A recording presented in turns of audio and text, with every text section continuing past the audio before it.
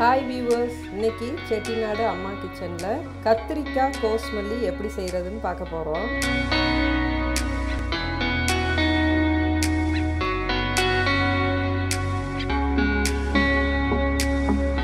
இந்த கத்திரிக்காய் கோஸ்மல்லி பாத்தீங்கன்னா செட்டிநாடு சைடு வந்து ரொம்ப ஃபேமஸ். இட்லி, தோசை, இடியாப்பம் இதுக்கெல்லாம் ரொம்ப நல்லா இருக்கும். ஸோ அந்த சைடு பார்த்தீங்கன்னாக்கா அடிக்கடி இந்த கத்திரிக்காய் கோஸ் வந்து செய்வாங்க. ரொம்ப ஈஸியாக செஞ்சிடலாம். ஸோ வாங்க இதை நம்ம எப்படி செய்யலான்னு பார்க்கலாம். இதுக்கு தேவையான பொருள்லாம் நான் 2 மீடியம் சைஸ் கத்திரிக்காய் எடுத்திருக்கேன், ஒரு உருளைக்கிழங்கு, சின்ன வெங்காயம். நீங்கள் வந்து ஒரு 10லேருந்து ஒரு 15 வெங்காயம் எடுத்துக்கோங்க. என்னோடது நல்லா பெரிய பெரிய வெங்காயமாக இருக்குது. வெங்காயம் நிறைய சேர்க்குறப்ப நல்லா டேஸ்ட்டாக இருக்கும். அதனால் சின்ன வெங்காயம் நிறைய நீங்கள் சேர்த்துக்கோங்க. பச்சை மிளகா காரத்துக்கு தக்கன நீங்கள் எடுத்துக்கோங்க. ஏன்னா நம்ம உருளைக்கிழங்கு போடுறதுனால கொஞ்சம் காரம் வந்து நீங்கள் கொஞ்சம் கூட சேர்த்துக்கிட்டா தான் நல்லாயிருக்கும். அதனால் பச்சை மிளகா நான் வந்துட்டு ஒரு 7 பச்சை மிளகா எடுத்திருக்கேன். தக்காளி மீடியம் சைஸு 1, புளி ஒரு சின்ன எலுமிச்சம்பழம் சைஸுக்கு புளி எடுத்துக்கோங்க. தாளிக்கிறதுக்கு கடுகு, உளுந்தம்பருப்பு, கருவேப்பிலை, கொத்தமல்லி, கடைசியாக இறக்குறப்ப தான் கொத்தமல்லி நம்ம நறுக்கி போடணும். 1 டீஸ்பூன் மஞ்சள்தூள், தேவையான அளவு உப்பு. இது வந்து நான் இன்றைக்கி வந்து எப்படி செய்ய போகிறேன்னா எல்லாமே குக்கரில் நான் பண்ண போகிறேன். ஸோ இது பார்த்திங்கன்னா ஒரு 10 மினிட்ஸில் வந்துட்டு வேலை வந்து ஈஸியாக முடிஞ்சிடும். வாங்க இதை நம்ம எப்படி செய்யலான்னு பார்க்கலாம். முதல்ல இது எல்லாத்தையும் நம்ம கட் பண்ணி எடுத்துகிட்டு வந்துக்கலாம். இப்போ பாருங்கள், எல்லாமே நம்ம நறுக்கி எடுத்துகிட்டு வந்துட்டோம். பாருங்கள், நான் வந்து இன்றைக்கி எல்லாமே ஒன்றா தான் வைக்கிறேன். கத்திரிக்காய், உருளைக்கிழங்கு வந்து நீங்கள் தோல் சீவிட்டு இந்த மாதிரி போடுங்க. போட்டுட்டு தக்காளி, வெங்காயம், பச்சை மிளகா எல்லாமே நீங்கள் வந்து இதில் கட் பண்ணி நீங்கள் வந்து போட்டுருங்க. தனியாக கொஞ்சோண்டு தாளிக்கிறதுக்காக நான் கொஞ்சம் வந்து வெங்காயம் நறுக்கி வச்சுருக்கிறேன். ஸோ இது வந்து நம்ம தாளிக்கிறப்ப இதை நம்ம சேர்த்துக்கலாம். தண்ணி வந்து அது நனைகிற அளவுக்கு கொஞ்சம் கீழே இருந்தாலும் பரவாயில்ல. என்னென்னா கத்திரிக்காய், உருளைக்கிழங்குலாம் நல்லா வெந்தோடனே அந்த காயில் உள்ள தண்ணியெலாம் இறங்கிடும். இப்போ கரைச்சி வச்சுருக்கிற இந்த புளி தண்ணியை இது கூட சேர்த்துருங்க. சேர்த்துட்டு மஞ்சள், உப்பு இதுவும் நீங்கள் இது கூட சேர்த்துருங்க.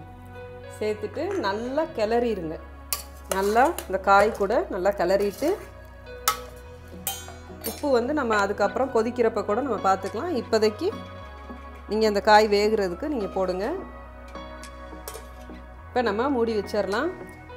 இப்போ இது நல்லா வேகட்டும். நான் வந்து ஒரு 3 விசில் விட போகிறேன். ஸோ இது வந்து நல்லா வேகட்டும்.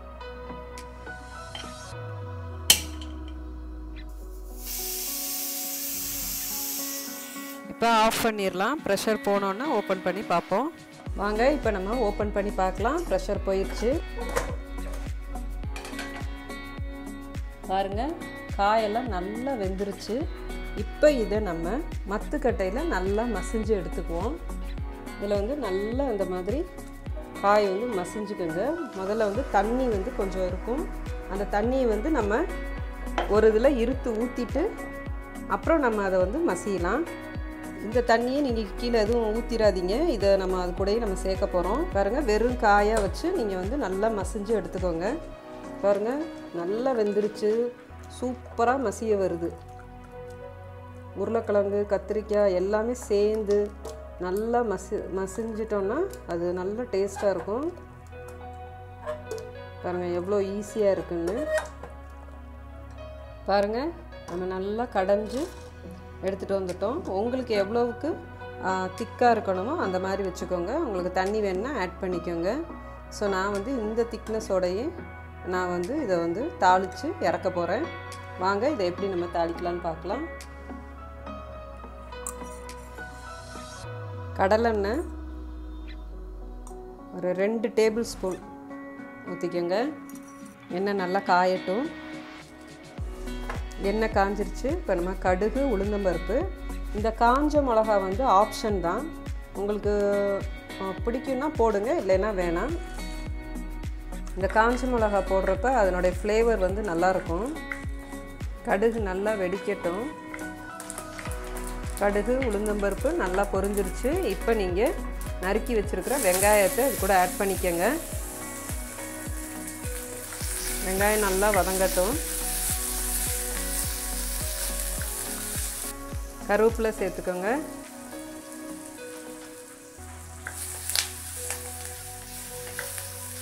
இதில் வந்து இந்த ஒரு இது மட்டும் நீங்கள் லைட்டாக சேர்த்திங்கன்னா அதனோட டேஸ்ட்டே நல்லா இருக்கும்.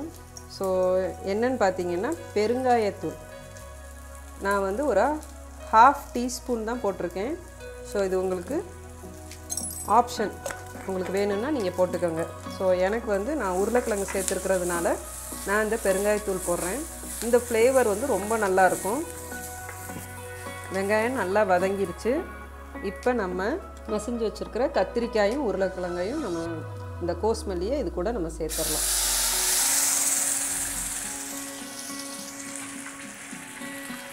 அவ்வளோதான், கத்திரிக்காய் கோஸ்மல்லி ரெடி ஆயிடுச்சு. இதை நீங்கள் வந்து இனிமேல் ரொம்ப நேரம் கொதிக்க வைக்கணும்லாம் அவசியம் இல்லை. ஏன்னா நம்ம புளியெல்லாம் ஏற்கனவே ஊற்றிட்டோம். உப்பு மட்டும் பார்த்துட்டு கொத்தமல்லியை இது கூட ஆட் பண்ணி நம்ம வந்து ஸ்டவ்வை ஆஃப் பண்ணிடலாம். அவ்வளோதான், ரொம்ப ஈஸியாக இன்றைக்கி நம்ம செட்டிநாடு அம்மா கிச்சனில் கத்திரிக்காய் கோஸ்மல்லி எப்படி செய்கிறதுன்னு பார்த்தோம்.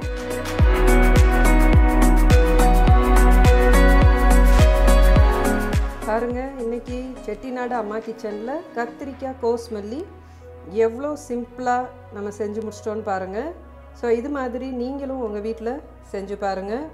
இந்த வீடியோ உங்களுக்கு பிடிச்சிருந்துச்சுன்னா லைக் பண்ணுங்கள், ஷேர் பண்ணுங்கள். நம்மளோட சேனலை சப்ஸ்கிரைப் பண்ணாதவங்க நம்மளோட சேனலை சப்ஸ்கிரைப் பண்ணுங்கள். பக்கத்தில் இருக்கிற நோட்டிஃபிகேஷன் பெல்லை ப்ரெஸ் பண்ணுங்கள். அப்போ தான் நாங்கள் அடுத்தடுத்து போடுற வீடியோலாம் நீங்கள் உடனே பார்க்கலாம். நன்றி.